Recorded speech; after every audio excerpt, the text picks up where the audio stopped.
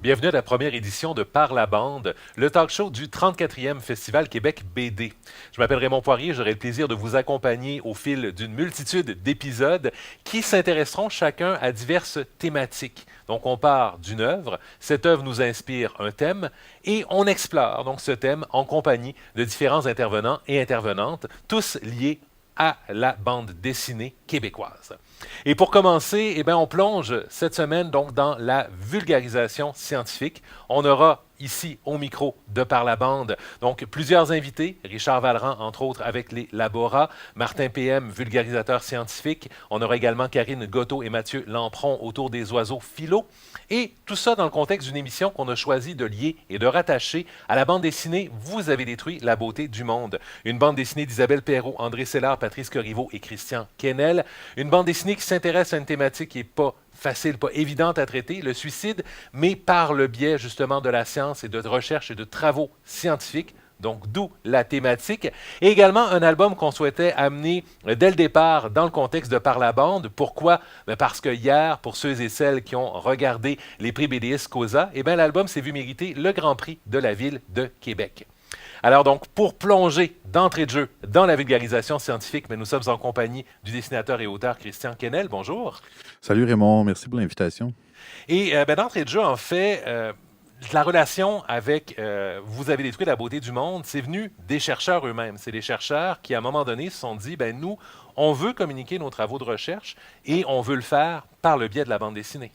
Exactement. En fait, ça faisait comme 12 ans, 15 ans qu'il travaillait sur le projet, qu'il faisait de la recherche. Puis même que c'est André Sellard qui a parti le projet, puis il a pris sa retraite depuis. Puis c'est Isabelle qui a pris le relais avec toute une équipe. Puis à un moment donné, ils se sont dit comment qu'on va sortir cet article-là pour que les gens puissent le lire, le maximum de personnes. Mais ils se sont dit, il y a peut-être deux, trois personnes qui vont le lire dans des revues scientifiques, tandis qu'en bande dessinée, ben, ça pourrait vulgariser un peu comment je pourrais dire, faire mieux passer le message, puis que les gens ne seraient pas paralysés par les images, l'iconographie qui est liée à ça, parce que les images de coroner sont insupportables. Je les ai consultées pour travailler, mais moi, je servais un peu d'éponge aussi pour le lecteur, pour rendre ça vraiment intéressant. Puis une image, les gens seraient restés, comment je pourrais dire, donc, complètement traumatisés par ça, puis ils ne seraient pas allés plus loin. Je pense qu'il aurait juste ouvert l'article avec les images, il l'aurait refermé tout de suite, là. Oui, parce que dans le fond, la thématique elle-même était complexe à traiter. Donc, d'un côté, il fallait voir de quelle manière on aborde la thématique comme telle. Et en parallèle, ben, comment on intègre la voie narrative de la bande dessinée à la volonté de communiquer des chercheurs aussi qui, dans le milieu académique, dans le monde de la recherche, il y a quand même aussi des paramètres par lesquels on communique. Donc, j'imagine qu'il y a eu un défi de mélanger tout ça, de trouver le bon ton autour de tout ça. Ben, tout à fait. En fait, eux, qui m'ont été présentés, c'est des cas particuliers. Puis ça a commencé comme ça. Puis eux, au début, ils se disaient, ben, on va écrire, puis toi, tu vas dessiner. Moi, j'ai dit, non, non, le travail d'un auteur de bande dessinée, c'est d'écrire. En fait, le geste du créateur de bande dessinée, c'est écrire de la bande dessinée. Donc, il y a toute une section, il y a toute une portion d'écriture que je me suis appropriée. Puis souvent, ça vient intervenir entre les bouts qu'ils m'ont donnés. En fait, entre les cas particuliers, puis les transitions, bon, ben, c'est fait par la bande dessinée, mais aussi qu'est-ce qui était montrable, qu'est-ce qui ne l'était pas non plus. C'était à moi de le choisir à ce moment-là. Puis j'ai vraiment participé à une montée dramatique. À un moment donné, j'ai montré un peu démontrable, juste pour une page, pour créer un effet de surprise, puis créer cet effet-là comment je peux dire, à chaque page qu'on tourne, des fois, on a une surprise, mais par la suite, le lecteur avait une tension qui avait été créée chez lui, parce il y avait cet aspect-là que, est-ce que je tourne la page, est-ce que je vais trouver quelque chose d'autre après, mais il n'y en a pas après, mais tout simplement, ça crée cette tension-là chez le lecteur. Oui, ben en fait, pour refléter l'attention qu'amène le sujet aussi, parce qu'on peut pas, on peut pas la détourner. Et pour le contexte, peut-être justement, quand on parle de Vous avez détruit la beauté du monde, c'est le suicide scénarisé depuis 1763 au Québec. Donc, on parle d'un travail de recherche quand même d'une grosse ampleur aussi qu'on a à communiquer. Tu parlais de rapport du coroner. On parle de plusieurs milliers, plusieurs dizaines de milliers de rapports du coroner qui ont été analysés, qui ont été travaillés, qui ont été traités. Donc, toi, tu arrivais à la limite au bout d'un certain processus de recherche, dans le fond. Oui, ben, en fait, eux, il y avait de 1763 à 1986. Puis là, ils ont vraiment regroupé des cas ensemble. Puis c'est vraiment ça que la bande dessinée raconte, c'est qu'il y a une parti, ils ont pris un cas particulier qui représentait, mettons, je sais pas moi, des centaines, 500 cas. Ils ont même découvert pendant la recherche des gens qui voyageaient, qui partaient d'Australie, puis qui arrivaient, ils prenaient la ligne de terminus, là, puis la ligne souvent finissait ou à Québec ou à Montréal. Ces gens-là arrivaient pendant 2 mois de bateau en 1904. Puis ils arrivaient dans la chambre d'hôtel, ils allaient s'acheter un habit neuf, puis ils s'ouvraient les veines dans la chambre d'hôtel. En fait, c'était comme, c'est une façon pour eux puis d'affirmer, voici, je vais aller jusqu'au bout, je vais brûler tout ce qui est en arrière de moi. Puis personne dans ma famille va avoir la honte aussi de ma mort. Ben, je vais être très loin dans un pays éloigné. Donc, il y a pas de chemin, il n'y a pas de retour possible. Et donc, dans le fond, à travers ça, ben, ça permet d'aller, parce qu'il y a les données comme telles, dans le fond, les rapports du coroner, les éléments que tu mentionnes, et il y a l'humain derrière la donnée, dans le fond, qu'il faut essayer de rendre, avec le langage peut-être un peu plus académique du recherche, peut-être un peu plus froid, plus factuel. Et donc, dans le fond, vous vous êtes orienté vers un dessin qui était très émotif, qui nous ramenait, dans le fond, à l'humain, à l'émotion derrière ces données-là. Mais je vais te faire une confession aujourd'hui. Je suis quelqu'un d'hypersensible, en fait. Puis c'est cette hypersensibilité-là qui m'a servi pour travailler, justement, pour créer cette empathie-là que j'ai pu avoir pour certaines personnes que j'ai vues dans un état où leur propre dignité était atteinte, en fait. Moi, je voulais pas atteindre la dignité de ces personnes-là. Je voulais en faire des personnes qui ont, qui, qui ont réussi. C'est tellement difficile de dire ça. Ils ont réussi ce qu'ils voulaient faire. Puis en même temps, la façon qu'ils l'ont fait témoignait à la fois beaucoup de courage, certains diraient de la lâcheté, mais en même temps, c'était la souffrance qu'ils pouvaient avoir. Parce qu'il y a souvent des thématiques comme ça. Il y a Marie Lalonde, c'était un cas particulier, mais on pense pas à ça aujourd'hui. Une fille mère, c'était une raison suffisante pour s'enlever la vie à l'époque, en 1905. Donc, on ne pense pas à ça aujourd'hui, mais cet ouvrage-là a cet avantage-là d'emmener des cas comme ça, puis de faire surgir des fois des pressions sociales, des choses comme ça. C'est pas juste la dépression, en fait. Il y a plusieurs causes qui sont liées à cette problématique-là. Puis la recherche, qui était très froide, me permettait, moi, d'arriver, bon, à partir des données, de tout simplement créer quelque chose de plus d'humanisé, ça, si on veut. Puis créer un cas particulier pour illustrer 10, 20, 500 cas, ben, c'était l'idéal pour ça. Puis tu parlais tantôt d'écriture BD. Évidemment, ça veut dire aussi qu'à un moment donné, il faut prendre les résultats de recherche, il faut prendre le travail, il faut l'amener dans un langage, dans une narration BD. Donc, un peu ce que tu parlais tantôt avec les montées, les montées dramatiques, des éléments comme ça permet d'amener des repères pour le lecteur, d'amener des étapes d'une construction de récit qui nécessairement ne sera pas la même que dans une communication classique en recherche. Non, puis vu que c'est un projet, c'est la première fois que je travaille sur un projet où on se promène autant à travers les différentes temporalités. Donc, tout ce qui était présent, enseignement dans la classe universitaire ou des réunions, même qu'on avait fait une mise en abîme, on est nous-mêmes dans le livre en train de parler. Moi, je suis un peu l'idiot utile du récit parce qu'il m'explique tout à moi. Donc, le lecteur comprend par moi c'est quoi le but, les objectifs de la publication. Mais même, tu vois, pour illustrer les différentes temporalités, j'ai choisi des couleurs de papier différentes. Le bleu était plus contemporain, tandis que le sépia vraiment illustrait les cas du passé.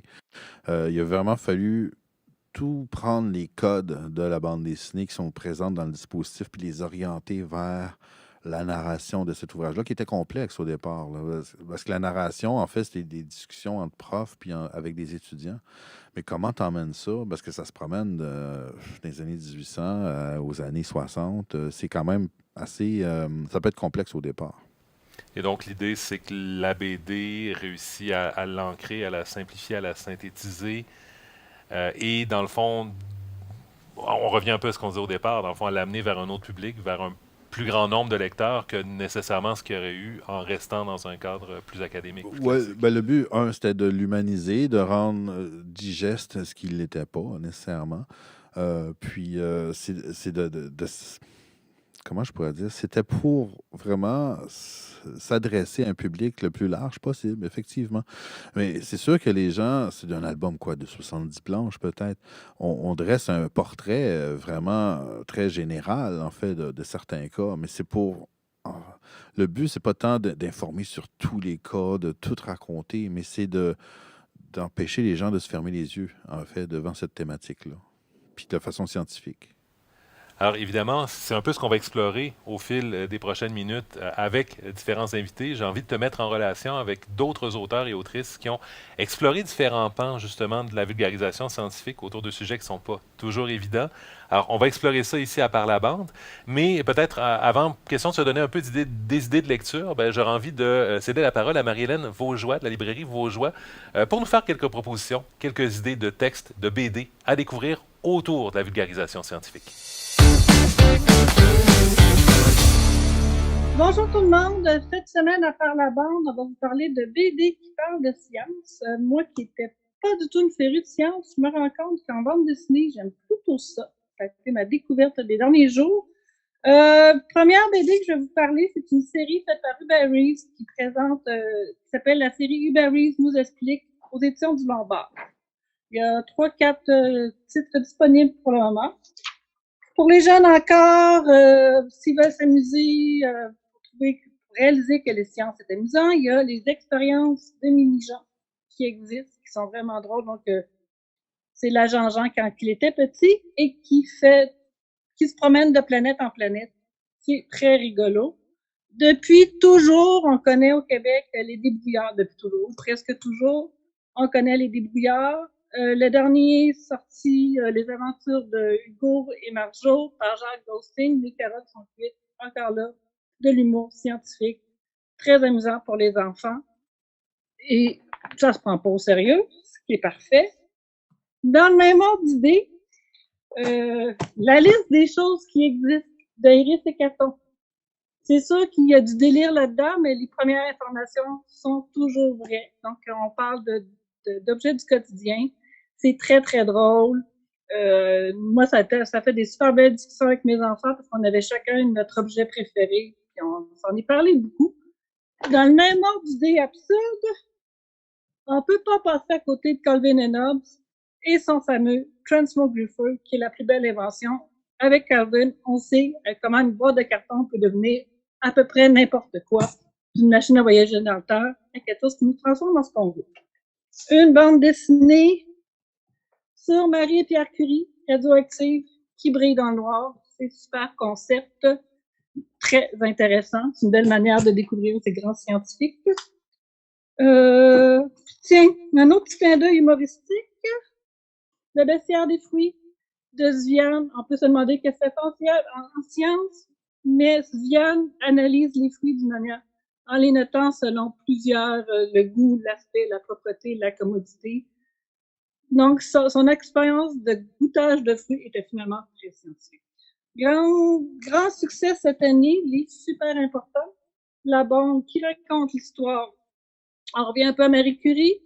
Ben donc, l'histoire de l'uranium, de l'invention de la bombe atomique, c'est super intéressant.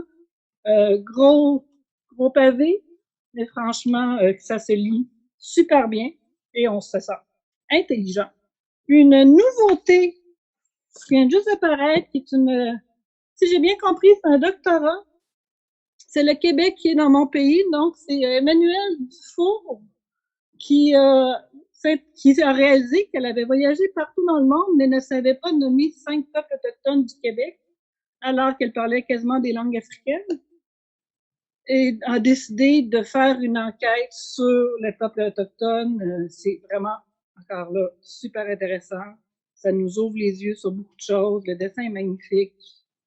Très, très intéressant. Voilà. C'est pas mal ce que je voulais vous parler. Puis je pense que je l'ai fait dans un temps record. Donc, merci beaucoup.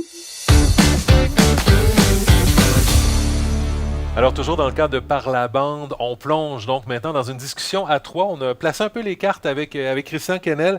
Et maintenant, Christian et moi sommes en compagnie du vulgarisateur scientifique et auteur BD Martin PM. Bonjour. Bonjour. Et on est également en compagnie de Richard Vallerand, qui nous a offert le tome 3 d'Elabora tout récemment. Richard, bonjour. Oui, bonjour. Alors, peut-être d'emblée, Richard, l'Elabora, donc 3e tome, tu es un peu tombé là-dedans par hasard, donc dans une BD de vulgarisation scientifique, d'abord publiée dans Corium, ensuite en format album chez Michel Quintin. Est-ce que tu avais un intérêt pour la science quand tu t'es lancé là-dedans? Oui, mais je veux dire, l'idée, c'était vraiment de pouvoir faire une BD avec le magazine Curium avec lequel je collaborais comme illustrateur. Puis je sais qu'ils cherchaient du contenu. Puis ça, en fait, l'élaborat, c'était un truc que j'avais dans mon portfolio. Là. C'est un truc que j'avais développé dans le temps que je faisais de l'animation. C'est un concept là, qui était plus, qui se voulait de l'animation slapstick, là, dans l'époque où j'étudiais l'animation. Puis après ça, quand j'ai vu qu'ils cherchaient du contenu, je me suis dit, ah, l'élaborat, ça pourrait être intéressant qui nous parle de science, dans le fond. Puis c'est là que j'ai commencé à développer le concept. Et de ton côté, Martin, en fait, t'offres des reportages ça et là sur le web et ailleurs. T'es tombé un peu par hasard aussi dans la vulgarisation scientifique. C'est plus le scientifique qui est devenu vulgarisateur, qui a métissé son intérêt pour la science avec son intérêt pour la bande dessinée?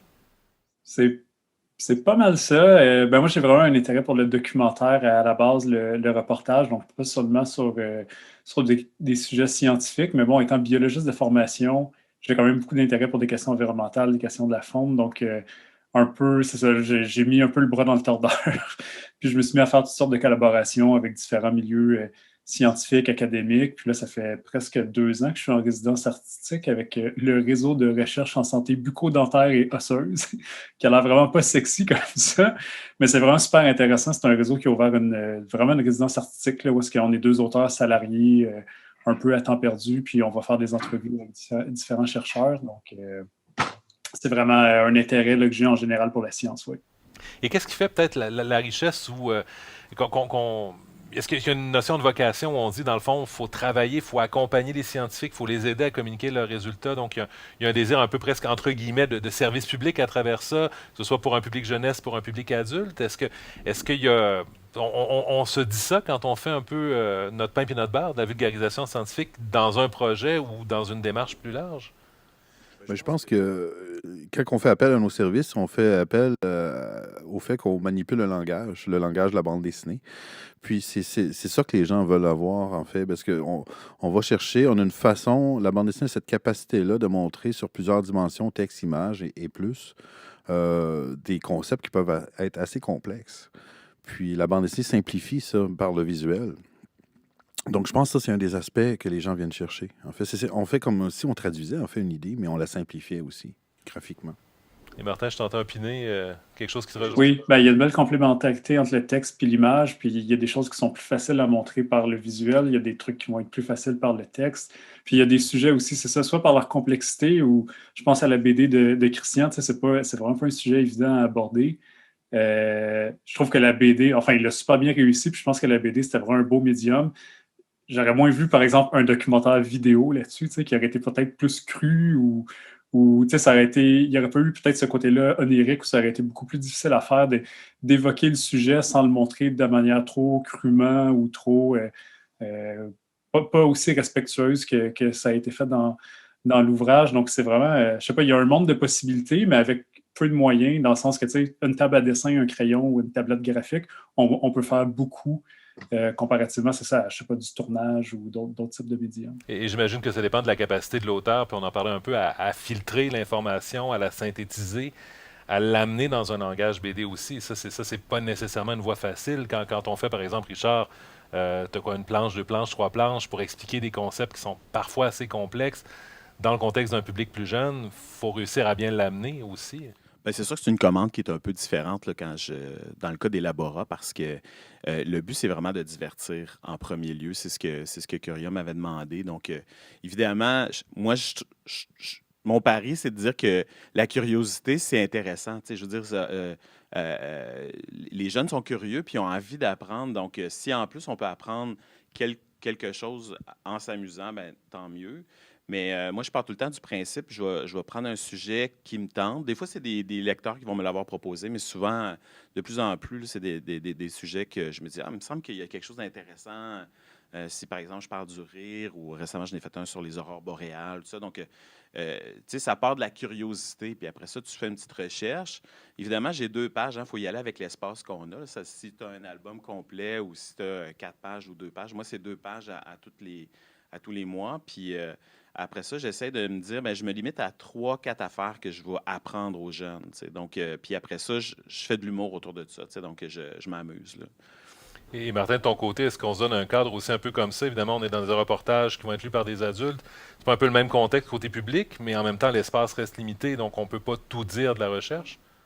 Oui, ben, ça dépend des projets, là. Je fais aussi beaucoup de projets très courts, là, des fois avec des partenaires en milieu universitaire de 2, 3 pages. Donc là, c'est vraiment OK, un message, là, c'est c'est quoi s'il y a une chose à retenir, tu sais, qui est importante, puis il faut se concentrer là-dessus. Si on veut quand même faire une petite histoire, quand même, tu sais, une mise en récit pour que ce soit intéressant à lire. Le défi aussi, c'est que ça ne soit pas purement didactique, tu sais, juste un truc hyper pédagogique.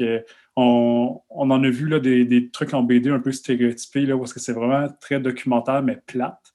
Fait que, il faut quand même qu'il y ait une mise en récit, puis c'est ça qui est le défi avec l'espace qu'on a. C'est sûr que dès que tu as 7, 8, 10 planches ou un album complet, ben là, tu peux plus faire respirer une mise en récit qui va accrocher le lecteur puis après, tu vas être capable de transmettre des faits ou des données factuelles peut-être un peu plus dérables au premier plan. Oui, mais en fait, j'imagine que c'est un peu la distinction entre la bande dessinée versus un outil de communication scientifique. Dans le fond, on ramène, vous faites des BD, et oui, on communique la science, mais c'est l'objectif primaire, c'est la bande dessinée, c'est le récit, c'est la mise en récit de la science, et pas la communication scientifique pure et dure, dans le fond. En fait, il y a des pistons sur lesquels on peut appuyer. Richard parlait de l'humour tantôt. Ben, comme Richard utilise l'humour, moi, l'équivalent, ce serait les émotions, en fait, dans le travail pour vous avez détruit la beauté du monde. Puis je pense que c'est vraiment là qu'on vient ajuster la touche d'intérêt, justement, qu'on vient réchauffer le médium, si on veut, parce que sinon, ce serait froid, ce serait quelque chose des données pures. Donc, pourquoi pas faire un article à ce moment-là? Mais c'est vrai qu'il y a eu beaucoup d'exemples, comme Martin disait, que des bandes dessinées qui c'est très drabe, en fait, là, qui sont très, très, très techniques, très juste aujourd'hui, je vous apprends que. Mais ça passe juste plus parce qu'il y a tellement de la bonne BD qui se fait.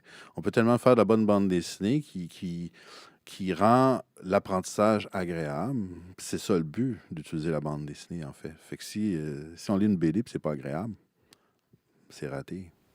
J'imagine que le choix du sujet il est pour beaucoup l'intérêt qu'on a pour le choix. Dans le fond, Richard, tantôt tu disais, ben, on y va une fois par mois, il faut que tu trouves une thématique, un sujet, ben, il faut que le sujet inspire une amorce et tu as un peu la liberté de choisir de ce côté-là. Donc, tu vas choisir quelque chose qui te branche, qui t'allume ou pour lequel tu as une idée de mise J'essaie en de scène. varier aussi parce que c'est à tous les mois, là, donc j'essaie d'avoir une espèce de variété, d'aller des fois dans des trucs plus scientifiques hardcore, là, donc ou après ça aller plus vers des fois l'écologie, des fois un peu l'informatique. Tu sais, j'essaie de varier vraiment au fur et à mesure parce que au début j'y allais beaucoup vraiment plus comme des trucs qui sont liés à le corps humain, ce genre de trucs-là, mais après ça je me suis rendu compte que les laboratoires pouvaient parler vraiment de tous les sujets.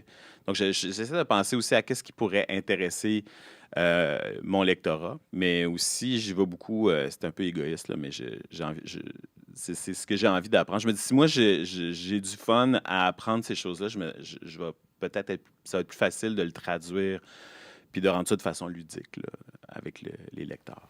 Tandis que dans votre cas, Christian, Martin, c'est des sujets qu'on vous amène. Souvent, en fait, tu parlais de bucco-dentaire, donc côté médical, le suicide dans le cas de vous avez détruit la beauté du monde. Donc là, dans ce cas-ci, on vous amène un sujet et il faut que vous trouviez une façon de le mettre en scène sans dénaturer, j'imagine, les assises scientifiques puis la volonté de communication des chercheurs. En fait, c'est exactement ça, ce que tu dis. On reçoit une commande, puis à ce moment-là, moi, la première question que je pose avec la commande, c'est bon, ils disent c'est quoi le sujet. Quand on me dit, voici, on a un livre à faire, une étude sur le suicide. euh, Physiquement, j'ai reculé d'un pas là, quand on me dit ça, là, vraiment, parce que c'est comme tout le monde, c'est un peu tabou. Là, puis dans ma famille, il y en a eu, puis bon, des amis. Mais finalement, la question que j'ai posée, c'est est-ce que j'ai pleine liberté? Est-ce que j'ai la liberté totale narrativement ou je suis une extension de tes bras puis tes jambes pour le faire? À ce moment-là, si j'ai pleine liberté, il y a pas de problème parce qu'à ce moment-là, on peut déployer tous les moyens qu'on a au service de la narration, au service du sujet aussi. Puis de ton côté, Martin, est-ce que c'est comme ça aussi ou Ben, dépendant des projets, il y a des défis.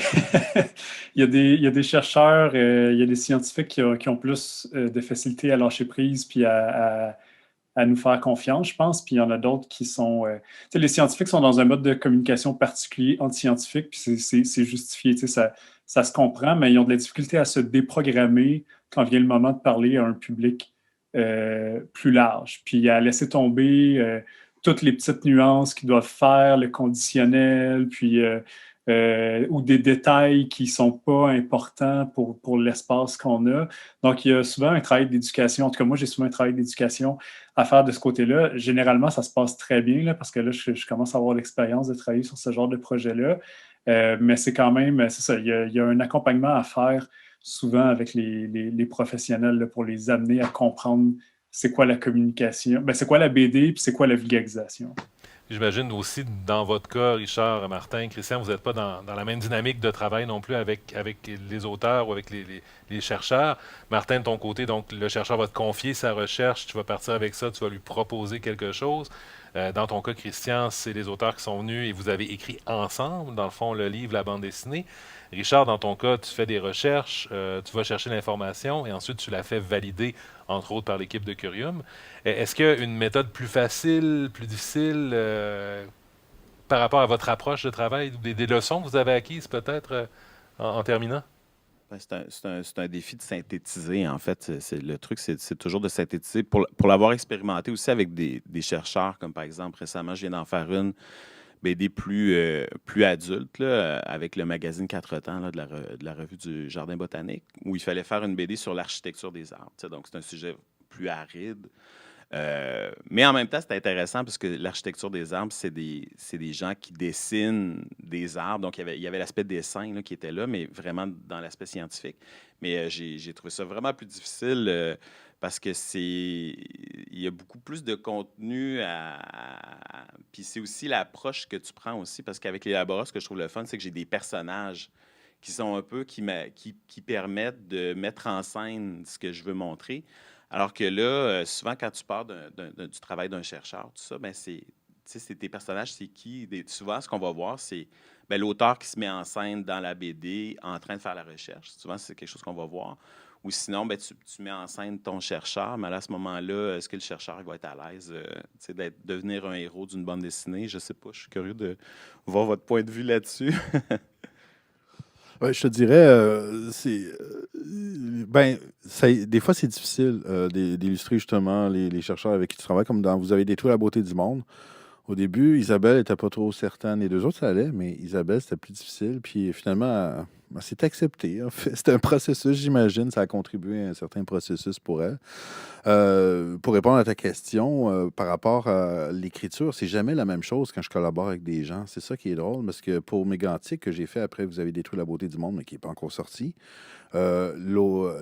l'autrice, Anne-Marie Saint-Cerny, elle m'a donné des feuilles, des 8 et mi 11, puis des spreads. On a travaillé par double planche. Puis elle a dit, voici la thématique que je vais travailler. Juste la thématique. L'extraction du pétrole au Dakota du Nord. L'arrivée du train à Farnham. Bon, il y avait tout ça. Puis moi, je devais écrire en bande dessinée, en images. Puis elle est venue compléter avec le texte par la suite, les dialogues, tout ça. Fait que ça, c'était un processus aussi assez enrichissant. Je te dirais vraiment, à chaque collaboration, ça change. Ça change totalement. Mais imagine, là, je reçois juste des feuilles 8 et mi 11 avec 2-3 mots écrits dessus. Puis je suis parti de ça. Martin, de ton côté? Moi, j'essaie d'amener les chercheurs, comme je disais, à cibler leur message, puis c'est quoi vraiment qu'ils veulent transmettre, c'est quoi qui est important dans leurs travaux.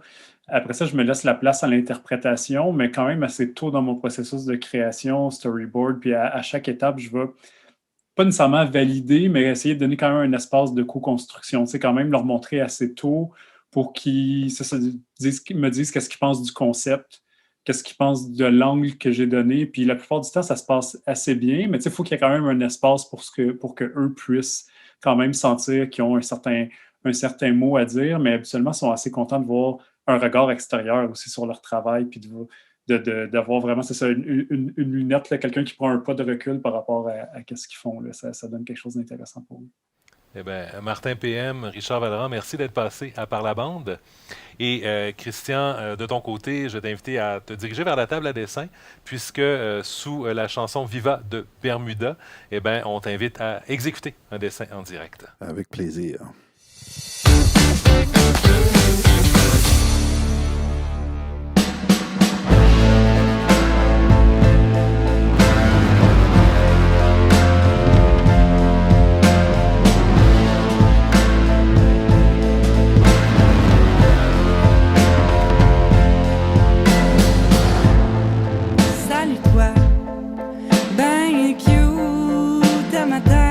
ça te dirait qu'on prenne une douche ensemble?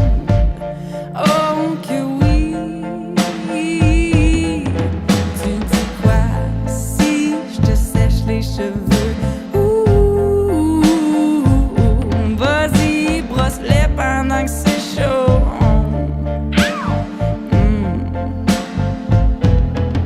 Je te prépare un café décaf. Excellent choix.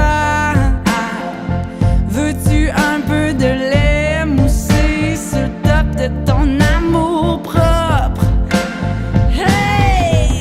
Quand je me regarde dans le miroir, je crie vive à l'estime de soi. Je m'aime, je me chuchote des mots doux. Flanelle, ballon, bandeau. Un clin d'œil puis on part.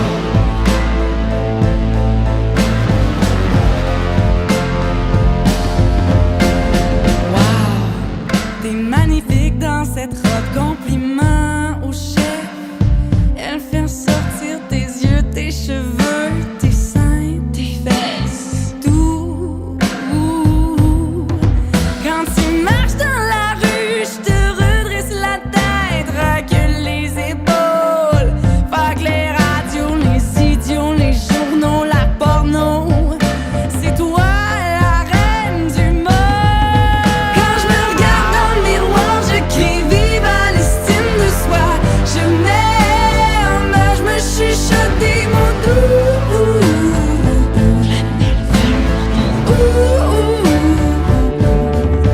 Quand je me regarde dans le miroir, je crie vive à l'estime de soi. Je m'aime, je me chuchote des mots doux. Un clin d'œil puis on part. Mon amour, je serai toujours avec toi dans ta liberté. Wow, prête à attaquer tous les jaloux, les ingrats pour l'éternité.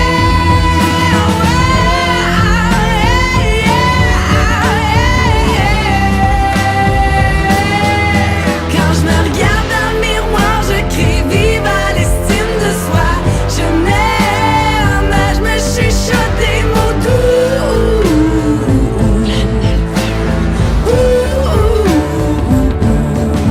Quand je me regarde dans le miroir, je crie vive à l'estime de soi.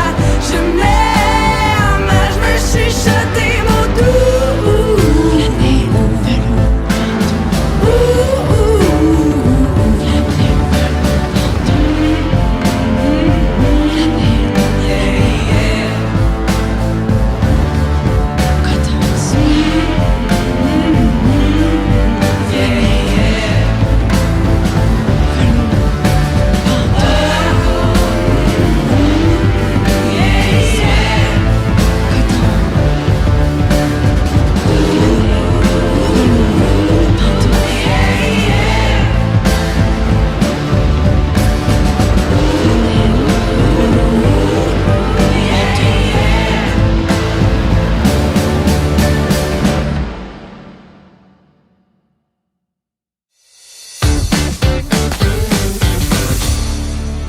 Alors, merci à Bermuda pour la musique. Et on poursuit l'émission par la bande. Et on plonge maintenant peut-être autour d'une discussion en lien avec les sciences sociales, les sciences humaines. Donc, Christian Quesnel qui est évidemment toujours avec nous. Mais maintenant, on est rejoint par Mathieu Lampron et Karine Gotteau, respectivement dessinateurs et scénaristes sur Les Oiseaux Philo. Donc, tome 1, Pause Philo, qui est arrivé il y a quelque temps chez les libraires. Bonjour à vous deux. Bonjour. Alors, Les Oiseaux Philo, c'est une initiative qui est née d'une collaboration, dans le fond, entre le magazine Les Explorateurs et des chercheurs en philosophie associés à l'Université de Montréal, dans lesquels vous avez été mutuellement interpellés et dans lesquels vous vous êtes plongés. Oui, ça a d'abord été moi qui ai été interpellé pour développer la série puis le visuel. Puis, donc, on a développé avec Félix puis l'équipe des explorateurs le concept comme tel, même la mise en scène des pages. On devait réfléchir comment on voulait communiquer tout ça aux enfants. Et au début, je m'occupais de la scénarisation au début et j'avais déjà travaillé avec Karine sur un autre projet qui s'appelait Les Mutamatak. Et à un moment donné, je me suis rendu compte que dans ma façon de scénariser, j'essayais de faire comme Karine, donc j'ai appelé Karine. C'est comme ça que Karine est arrivée dans le projet. Donc, je suis allé chercher la vraie Gotteau. Et dans le contexte des oiseaux philo, donc on est dans une logique de communiquer des principes de philosophie, des principes d'éthique, des principes de morale à des jeunes. J'imagine que c'est un beau défi, dans le fond, de trouver la bonne manière de dire les concepts, de les présenter, de les amener pour ce public-là aussi. Ben, c'est tout là le défi, en fait, hein, parce que nous, on n'est pas philosophes aussi. On va vraiment chercher l'expertise auprès de nos deux grands philosophes. Et puis, en fait, c'est eux autres qui, justement, vont nous recadrer un peu moi, j'appelle ça quand on prend le champ philosophique, ils nous remettent dans le droit chemin. Mais nous, on est comme plus responsable d'habiller le concept, de le rendre accessible aux enfants, surtout de le cadrer dans leur propre réalité, dans ce qu'ils vivent, parce que le concept pourrait être présenté à des adultes sans problème. Là, c'est pas si différent que ça. Mais on essaie juste de le faire vraiment, l'incarner par nos personnages, puis par une réalité que les enfants connaissent. Ouais. Puis c'est ça. En fait, les philosophes qui nous accompagnent sont là, évidemment, pour... en fait, on a toujours une réunion d'équipe qu'on essaie de trouver les sujets qu'on veut aborder. Puis les philosophes sont surtout là pour éviter qu'on tombe dans la psychologie, ce qui était un peu notre défaut au début, puis l'ajustement qu'on a dû faire. En philosophie, ce qu'on comprend, puis à la longue, ça fait quand même quasiment 3 ans qu'on le fait. Il ne faut pas donner les réponses, en fait. Il faut ouvrir le débat. Il faut poser des questions. Donc, c'est pas bien, c'est pas mal. Il faut juste ouvrir le débat. Oui, donc de facto, dans le fond, et c'est un peu, j'ai envie de faire un parallèle avec, vous avez les trucs de la beauté du monde. Dans votre cas, dans le fond, on place le lecteur dans une lecture active, on lui pose des questions, on l'interpelle, et il y a quelque chose qui se poursuit d'un point de vue réflectif après la lecture. Autant que dans Vous avez détruit la beauté du monde, ce qui se poursuit après la lecture est dans le volet émotif. Mais nécessairement, j'ai l'impression que vous êtes dans des ouvrages de relations, un côté relationnel, dans le fond, presque à travers ça. En fait, nous, on donne beaucoup d'informations au lecteur dans le livre, puis pour faire passer ce flow-là, puis en même temps, le type, le sujet du livre, on fait passer les émotions, puis on essaie on structure les choses, il y a une montée dramatique, tout ça, tout est pensé en fonction de pouvoir justement l'informer, mais pas le submerger sous un flot d'informations, ni d'émotions d'ailleurs. Il faut doser, c'est une question d'équilibre, tout ça. Une question d'équilibre que vous ressentez aussi de votre côté? Ben moi, je pense que c'est la beauté de la BD. Là. Peut-être, Karine, tu peux... justement, c'est de faire rentrer la matière puis la réflexion doucement, subtilement, donc... Ben, c'était là, nous, en tout cas, notre défi, c'est un peu pour ça, c'est parce que justement, dans les questions philosophiques, il n'y a pas vraiment de réponse qui est donnée parce qu'on veut en fait inviter les enfants à développer leur propre pensée. Donc, les réponses ne sont pas données, sauf qu'il nous faut quand même une histoire. Il faut quand même que les enfants se retrouvent dans une histoire. Donc, souvent, c'est ça un peu notre défi qui finalement, on aime bien, là. C'est de faire une histoire qui se boucle. Il y a un début... un milieu puis une fin, sauf que le questionnement, par contre, il reste là à la fin. Il n'y a pas de réponse. Les enfants sont plus témoins d'échanges entre les personnages, puis ça leur permet de se positionner, eux, d'évaluer leur propre opinion face au concept qui est soulevé. Ils peuvent s'identifier à un personnage qui a la même opinion qu'eux, ou ils peuvent justement intégrer des nouvelles perspectives qu'ils n'avaient pas pensées. Donc, tout ça dans le but de développer une pensée nuancée, plus complexe, où le doute est permis. Okay. Mais au niveau structurel, comment vous y prenez pour justement, vous avez le début et la fin, mais structurellement, au niveau du développement du corps du récit, c'est quoi le point de départ, en fait? De où vous partez? Souvent du sujet comme tel. Après, on essaie de se donner une ligne de direction pour pouvoir traiter le sujet. Dans le fond, je ne sais pas, Karine, dans le fond, Ben oui, on part de la question philosophique. On se met on va dans le monde des idées là-dedans. Et puis après, justement, on va essayer de trouver un fil conducteur qui est dans la vie des oiseaux philo, qui se passe à l'école ou avec les amis. Et puis, l'enfant ne se rend pas nécessairement compte là, qu'il y a un dialogue, un questionnement philosophique, mais il y a une histoire qui cohabite. C'est vraiment comme un peu parallèle. Il voit qu'il y a il voit l'échange entre les personnages et il constate que chaque personnage peut avoir une opinion différente, puis ils restent des amis. Ils peuvent rester amis tout en ayant des opinions différentes. Oui, c'est important ça de nos jours, oui. Oui, c'est ça. Donc ça, ils constatent ça, que même quand ça brasse un peu puis que chacun dit son opinion, ben finalement, ça relance un, l'autre.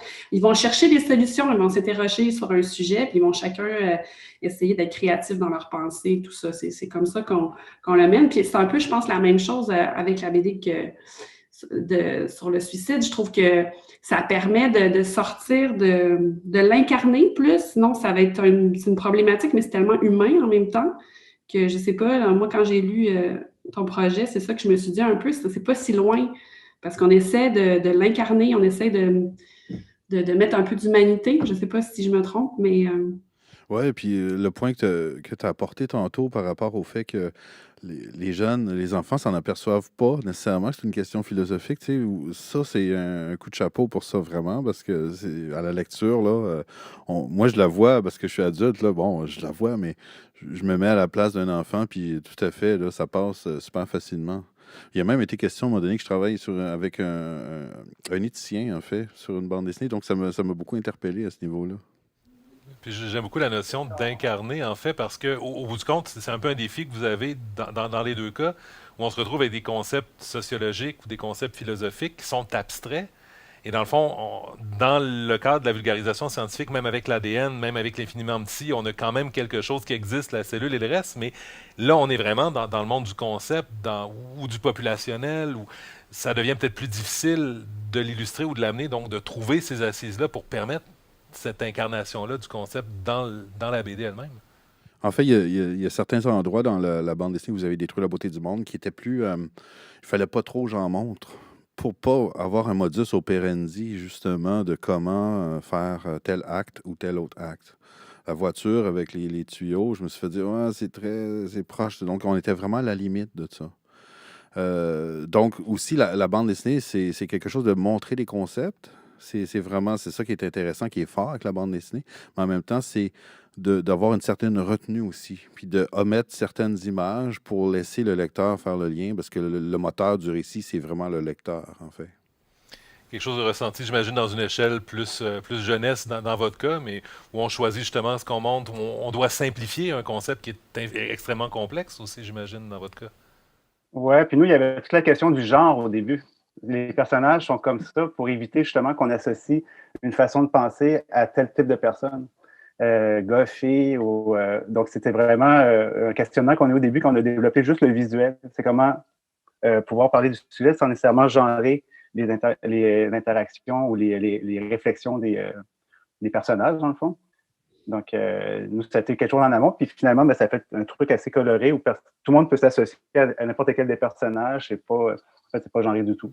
Oui, ça n'atteint pas le jugement au départ. On n'a pas d'a priori, c'est des oiseaux. Exactement. Ouais.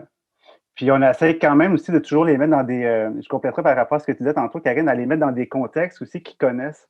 Le ski, l'école, la cour de récréation. Donc, on les met vraiment là-dedans. Donc, tout de suite, ils peuvent au moins reconnaître la situation, si vous voulez, qu'ils vivent dans la vraie vie. Puis pour accentuer la réflexion, on a quand même intégré pas juste de la BD, on a mis des pages de gags, là, les entrepages qu'on appelait. Puis c'est un peu ça, c'est un peu avec cet outil-là qu'on relance le débat. Donc, moi, j'appelle ça c'est un peu comme l'amour avec un grand A. Je sais pas si les spectateurs j'ai toujours ça aux éditeurs, tu sais, dans le temps des émissions où tu avais une émission qui présentait un concept, puis après ça, la discussion arrivait. Bien, nous, c'est un peu ça, on met la table pour quelque chose, pour une discussion, et dans les petits gags qu'on met après dans les entrepages, bien, c'est là que la discussion doit partir. Juste rebondir sur ce que vous disiez les deux pour des objets, des contextes qui sont familiers. Ce qui me frappait beaucoup avec la recherche sur la mise en scène du suicide, c'est les photos d'archives que j'ai eu accès, les archives du coroner, c'est les objets de la banalité du quotidien qui côtoient ça.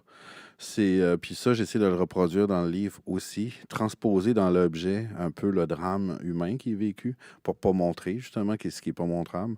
Fait que, vois-tu, c'est ça, les objets à côté prennent une importance incroyable parce qu'ils ont une part d'identification du lecteur par rapport à ça.